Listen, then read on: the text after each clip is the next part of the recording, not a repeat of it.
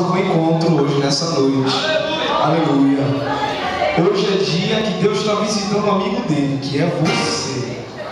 Aleluia. Deus está falando com você nessa noite. Aleluia. Ele vai remover a tua pedra, porque Ele te chama para fora. Aleluia. Aleluia. Exaltado seja o teu nome, Senhor. Aleluia. Glória a Deus.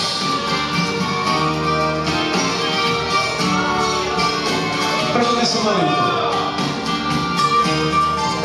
Estava aquele almoço em Betânia, Lázaro enfermo, sem Jesus para socorrer. Corre e vai chamar o mestre, nosso amigo, pois nosso irmão está doente, quase a morrer.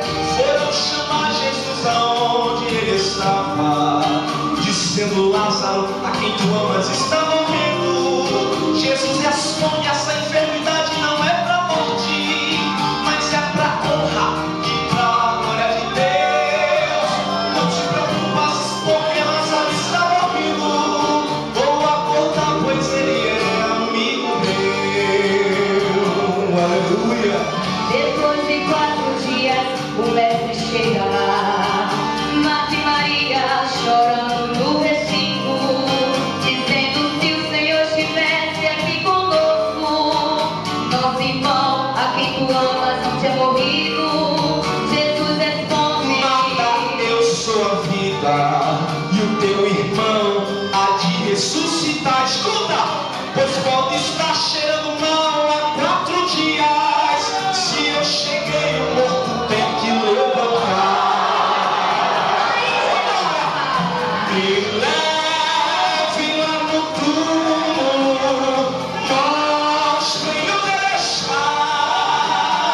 Marta, tira a pedra, pois agora eu vou chamar. E todos ao redor ficaram sem entender. Ninguém de certo esperava o que estava para acontecer. Presta atenção. Aleluia, glória a Deus.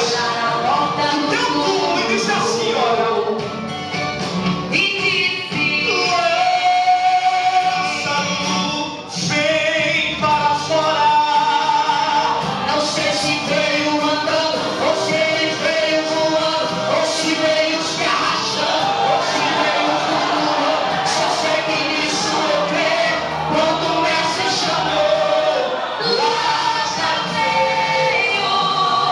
O mestre hoje chegou, pra chegar não demorou, chegou para te curar, a enfermidade sanar. O médico já falou que não tem mais a causa, que não tem como viver, agora espera morrer, mas Jesus hoje te dá vida, vida, vida. Hoje recebe vida, vida, vida, a presença da vida, vida, vida. Hoje Jesus te ressuscita, ressuscita, ressuscita teus sonhos, ressuscita tuas